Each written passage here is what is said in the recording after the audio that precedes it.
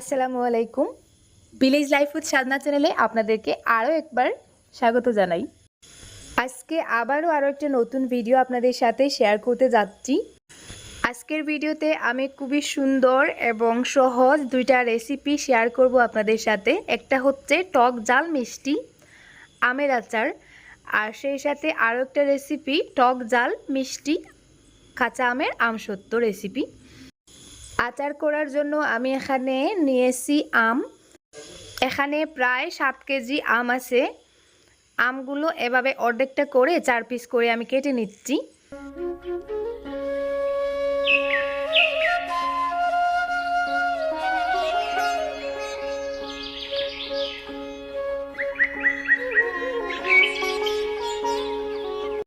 আমটা কেটে পানিতে ভিজিয়ে রেখেছিলাম। এখন আমি আমটা পানি থেকে উঠিয়ে নিচ্ছি।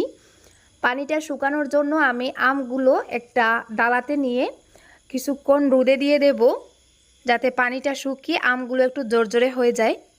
রোদে দিয়ে দিয়েছি 8 ঘন্টার সময়। এভাবে শুকিয়ে নেব যাতে সবকটা পানি শুকিয়ে যায়। সেই ফাঁকে আমি আমসত্ত্বের জন্য আমটা রেডি করে নিচ্ছি। এখানে আমি প্রায় 1 কেজির মতন আম নিয়েছি। আমটাকে একটু পানি দিয়ে প্রথমেই সেদ্ধ করে নিচ্ছি। এই যে দেখুন, আমটা সেদ্ধ হয়ে একেবারে গলে গেছে। এখন একটা ছাঁকনি দিয়ে আমটাকে আমি এভাবে সেকে নেব।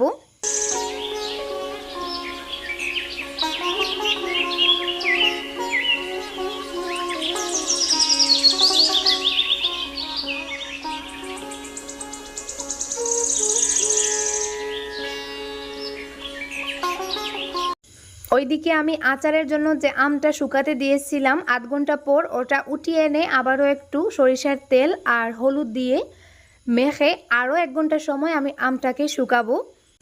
এখন ওই আমটা শুকাতে থাক।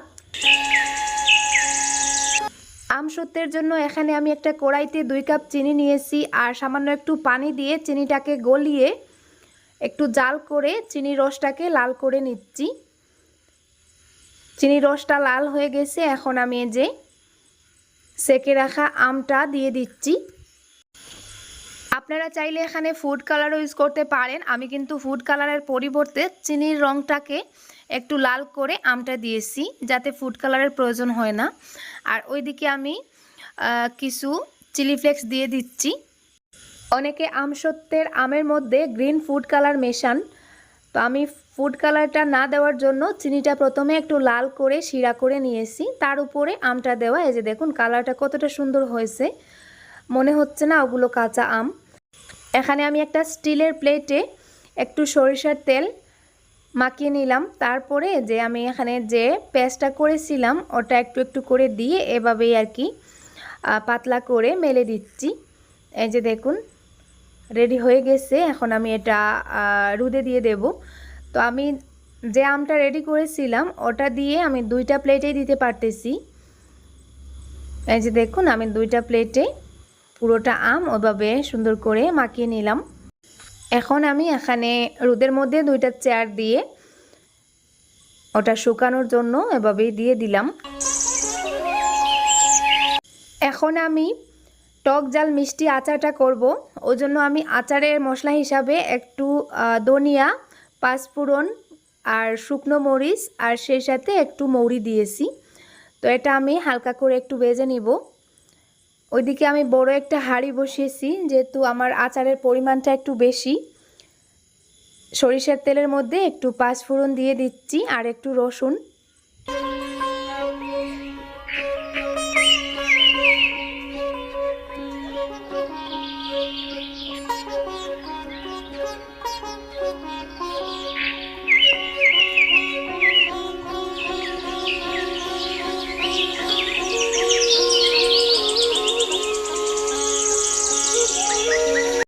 আমটা আমি এভাবে কিছুক্ষণ রান্না করে নিয়েছি। এখন দিয়ে দিচ্ছি চিনি।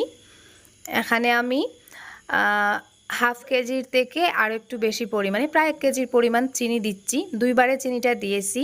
তারপরে দিয়ে দিচ্ছি একটু ভিনেগার, যাতে আচারটা সারা বছর ধরে সংরক্ষণ করা যায়। ঢাকনা দিয়ে দিলাম। আর ওইদিকে আমি আচারের স্পেশাল মশলাটা তৈরি করে নিচ্ছি। এখানে আমি যে ধনিয়া, শুকনো মরিচটা আমি আলাদা করে গুঁড়া করে নিচ্ছি, আর এটা আমি পাটায় বেটে নিলাম। তো এই যে দেখুন চিনি থেকে অনেকটা রস বেরিয়েছে। তো এখন এভাবে আস্তে আস্তে নাড়াচাড়া করে আমি আমগুলো রান্না করব। আমগুলো একটু সেদ্ধ হয়ে যাবে আর সেই সাথে রসটাও একটু শুকিয়ে যাবে, কালারটাও চেঞ্জ হবে। তো শেষ পর্যায়ে এসে আমি যে একটু চিলি ফ্লেক্স আর যে গুঁড়াটা করেছিলাম ওটা একটু একটু করে দিয়ে দিচ্ছি। পরিমাণ মতোই আর কি দিচ্ছি, যতটুকু লাগছে। চুলার আঁচটা কমিয়ে দিলাম। আর আচারটা রাখার জন্য আমি এখানে যে 2টা কাচের বয়াম সংগ্রহ করেছি। কাচের বয়ামে কিন্তু আচার অনেক দিন ধরে সংরক্ষণ করে রাখা যায়, ওই জন্য আমি 2টা কাচের বয়াম নিলাম। বয়ামগুলো শুকিয়ে নিয়েছি আর এদিকে আমার আচারটাও হয়ে গেছে, এই যে দেখুন। তো আমি যেহেতু আমটা একটু কম শুকিয়েছি, ওই জন্য আচারটা একটু মাখো মাখো হয়ে গেছে। যারা একটু শক্ত শক্ত আমের আচার পছন্দ করেন, আপনারা চাইলে আমগুলো আরও একটু শুকিয়ে নেবেন। আমি কিন্তু আমগুলো আর অতটা শুকাইনি, আমার এভাবেই ভালো লাগে। তো এই যে দেখুন আমার আচারটা রেডি হয়ে গেছে। এখানে যেটুকু আম হয়েছে 2টা বয়ামেই রাখা যাবে। আর ওইদিকে এই যে দেখুন আমার আম সত্যটাও বিকালের দিকে মাত্র 1 দিনের রোদে শুকিয়ে গেছে। তো আমি আপনাদেরকে দেখানোর জন্য এখন এই যে একটা ছুরি দিয়ে এভাবে কেটে কেটে আমসত্ত্বগুলো উঠিয়ে নিচ্ছি। কতটা সুন্দরভাবে আমসত্ত্বটা এই যে দেখুন উঠানো যাচ্ছে। আর কালারটাও কতটা সুন্দর হয়েছে, খুব সুন্দর একটা ফ্লেভার বেরিয়েছে। তো এটা দেখে আসলে কাঁচা আমের আমসত্ত্ব মনে হচ্ছে না, মনে হচ্ছে হয়তো পাকা আম দিয়ে আমি আমসত্ত্বটা করেছি। এই যে দেখুন। তো আমি এখানে একটা প্লেট আপনাদেরকে উঠিয়ে দেখাচ্ছি। কালারটা কত সুন্দর হয়েছে, একেবারে পারফেক্ট আমসত্ত্ব হয়েছে। তো আপনারাও চাইলে এভাবে করতে পারেন।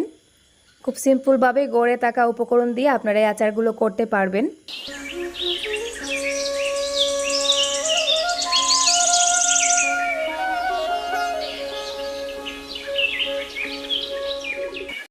আচারটা আজকে সারাদিন রোদে শুকাবো। তো যাই হোক, এতক্ষণ কষ্ট করে ভিডিওটা দেখার জন্য আপনাদেরকে অসংখ্য অসংখ্য ধন্যবাদ।